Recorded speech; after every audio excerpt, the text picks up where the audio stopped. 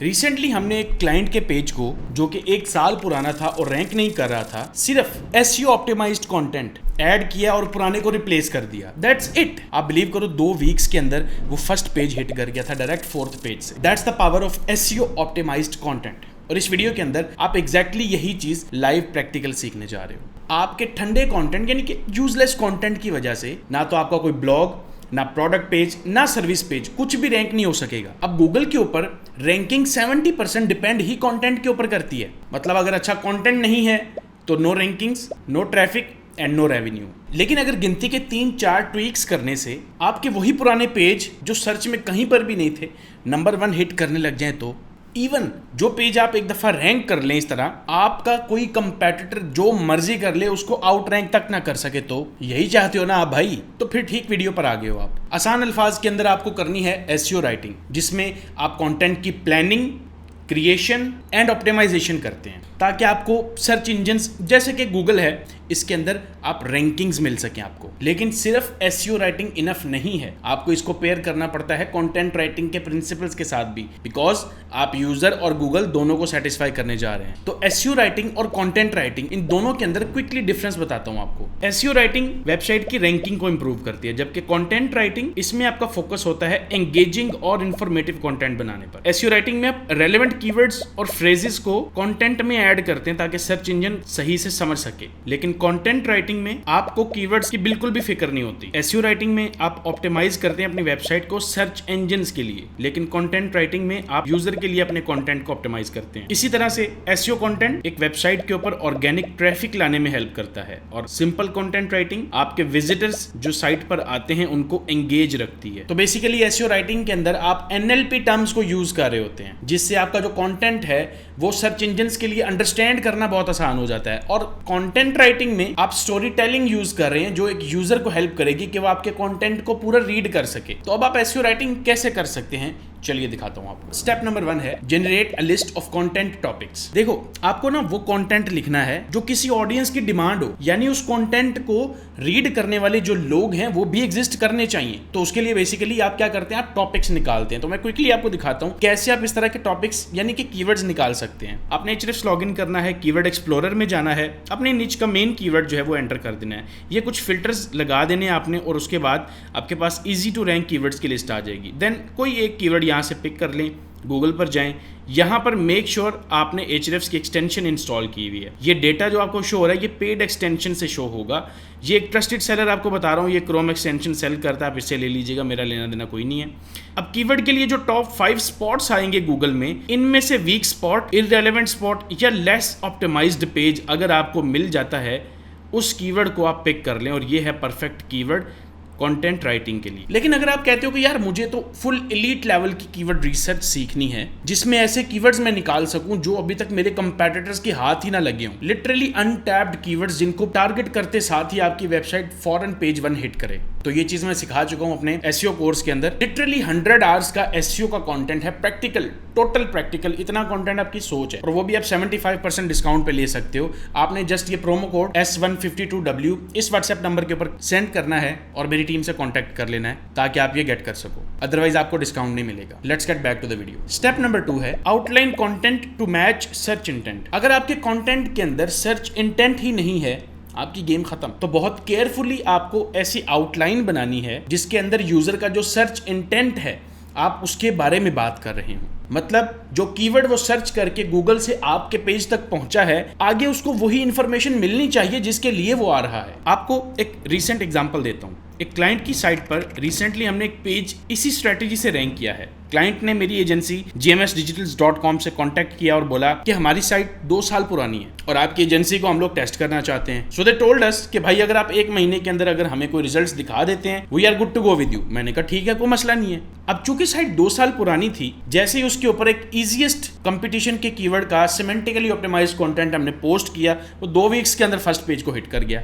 और client happy था और वो भी हमारे साथ चल रहे हैं, they are paying $1000 a month. तो आउटलाइन बनाने के लिए आपको सिंपली कीवर्ड को गूगल में सर्च करना है, जो टॉप पेजेस आपको शो होंगे उस कीवर्ड के अगेंस्ट उनको ओपन करके उनमें देखें कि किन किन सब टॉपिक्स पे ये पेजेस बात कर रहे हैं। दैट्स इट, उनकी लिस्ट बना लें और ये आपकी आउटलाइन बन गई है। Step 3, right comprehensive content. अब बारी आती है कंटेंट राइट करने की। एक बात आपने लाजमी याद रखनी है, लॉन्ग फॉर्म कंटेंट हमेशा गूगल में बेस्ट परफॉर्म करता है, लेकिन लॉन्ग फॉर्म का मतलब ये कतई नहीं है कि आप फ्लफ एंटर कर दें।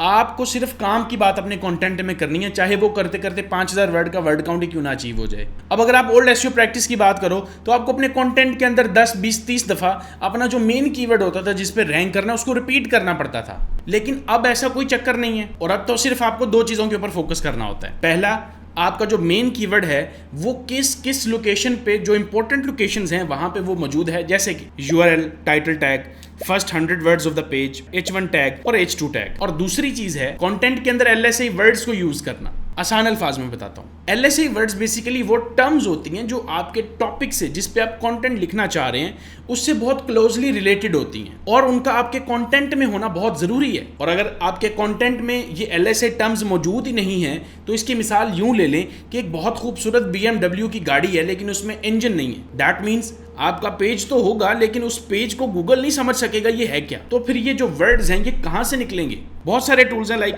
Phrase, Surf ratio, रैंकेबिलिटी। इनको अपना कीवर्ड देना है आपने, ये आपको लिस्ट ऑफ रेलेवेंट वर्ड्स दे देंगे जो आप अपने कंटेंट में यूज कर सकते हैं। अब इनमें से किसी एक टूल यानी कि रैंकेबिलिटी की मैं आपको एग्जांपल देता हूं कि कैसे ये टूल आप यूज कर सकते हैं। फ्री ट्रायल ले लीजिएगा इस टूल का, उसको लॉग इन करें, देन आपने कंटेंट ऑप्टिमाइजर में जाना है, अपना कीवर्ड ऐड कर दें और रन पर क्लिक कर दें। डेटा निकलना शुरू हो जाएगा। रिपोर्ट पर यहाँ पे क्लिक करेंगे तो यहाँ राइट साइड पर कीवर्ड्स की लिस्ट आ जाएगी जो आपने अपने कंटेंट में यूज करने हैं। ये सारे सिमेंटिकली रेलेवेंट कीवर्ड्स हैं और यहाँ से आप आके ये लिस्ट डाउनलोड कर लें। अब ये तो कुछ भी नहीं है, आप लिटरली सिर्फ चैट GPT को यूज करके सिमेंटिकली रेलेवेंट कीवर्ड्स निकाल सकते हैं, इवन उनका कंटेंट क्रिएट कर सकते हैं, ऐसा कंटेंट जो 100% यूनिक होगा, नो प्लेजरिज्म। और ये चीजें मैं सिखा चुका हूं उसी रिकॉर्डेड कोर्स के अंदर जिसके बारे में थोड़ी देर पहले मैंने आपको बताया। ये व्हाट्सएप नंबर स्क्रीन पे आ रहा होगा, इन केस अगर आप कांटेक्ट करना चाहें तो कर सकते हैं। लेकिन आपको मैं बेसिक वर्जन बता देता हूं कैसे आप चैट GPT से AI कंटेंट बना सकते हैं। आपने गूगल में सर्च करना है चैट GPT, देन आपने आना है चैट GPT में और ये प्रॉम्प्ट एंटर करके अपना कीवर्ड देके आउटलाइन जनरेट करवा लेनी है। उसके बाद पहले फाइल अपलोड करनी है उन सिमेंटिक वर्ड्स की जो आपने डाउनलोड की थी, देन ये प्रॉम्प्ट ऐड करना है और देन आउटलाइन का कुछ पार्ट उठा के यहाँ पर ऐड कर देना है एंड मैजिक शुरू हो जाएगा। सेम प्रोसेस आप आउटलाइन के बाकी पार्ट्स के लिए भी रिपीट करते रहेंगे। अब अगर आपने कंटेंट मैन्युअली लिखना है तो मेक श्योर कि आपको उस टॉपिक के बारे में इंफॉर्मेशन या नॉलेज है कि आपको पता हो लिखना क्या है। इन केस आप उस टॉपिक के बारे में जानते ही कुछ नहीं है, आई वुड रेकमेंड आप उस कीवर्ड को गूगल पे सर्च करें, टॉप रैंकिंग वेबसाइट्स को ओपन करके उनको रीड करके देखें कि एक्चुअल में किस चीज के बारे में बात हो रही है। बस एक चीज का आपने ख्याल रखना है कि आपने उनका कंटेंट को रिफ्रेज करके नहीं लिख देना, मतलब वो सेम वर्जन ही लगेगा उसका कंटेंट। बस आपने ऐसा लिखना है कि आपके कंटेंट को जो बंदा एक दफा रीड कर ले वो इतना इंप्रेस हो जाए आपके कंटेंट के साथ कि कल को अगर उसको उसी इंडस्ट्री या उसी निच से रिलेटेड कोई प्रॉब्लम पेश आए,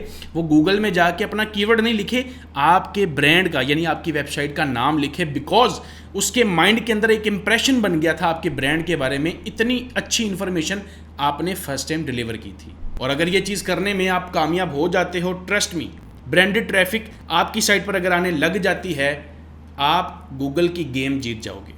कंटेंट राइटिंग में असल में आपको स्टार्ट अपने टाइटल से करना है और एक सिंपल टाइटल की बजाय एक हाईली एंगेजिंग टाइटल बनाना है आपको। ऐसा टाइटल जो अगर गूगल के 10th स्पॉट पर भी हो तो लोग पहले 9 को छोड़ के उस पर क्लिक करना ज़्यादा प्रेफर करें। और अगर ऐसा टाइटल बन जाता है तो आप डायरेक्टली उस 10th स्पॉट से CTR बूस्ट की वजह से नंबर 1 पे पहुंच जाओगे। इस चीज़ की इंपॉर्टेंस कितनी है मैं आपको अभी बताता हूँ। मेरी एजेंसी gmsdigitals.com में जब भी कोई नया क्लाइंट आता है, सबसे पहली चीज़ जो हम करते हैं, एक क्लाइंट के एग्जिस्टिंग पेजेस के जितने टाइटल्स होते हैं उनको बड़ा साइंटिफिकली कैलकुलेटेड तरीके से हम लोग अपडेट करते हैं और उसी से हमारी आधी एफर्ट्स रिजल्ट्स दे देती हैं। एक अच्छा टाइटल वो होता है जिसमें आपका मेन कीवर्ड हो, कोई स्पेसिफिक नंबर हो, कुछ इंट्रीगिंग वर्ड्स या इमोशनल टच हो। अपने टाइटल को चेक करने के लिए आपको स्केजुअल का हेडिंग एनालाइजर टूल भी यूज कर सकते हैं जो आपको एनालाइज करके बताएगा कि आपके टाइटल में क्या इंप्रूवमेंट हो सकती है। ये प्रॉम्प्ट यूज करके आप चैट GPT या क्लॉड से ऐसा परफेक्ट टाइटल बनवा सकते हैं। जस्ट प्रॉम्प्ट एंटर करना है आपने, अपना कीवर्ड रिप्लेस करें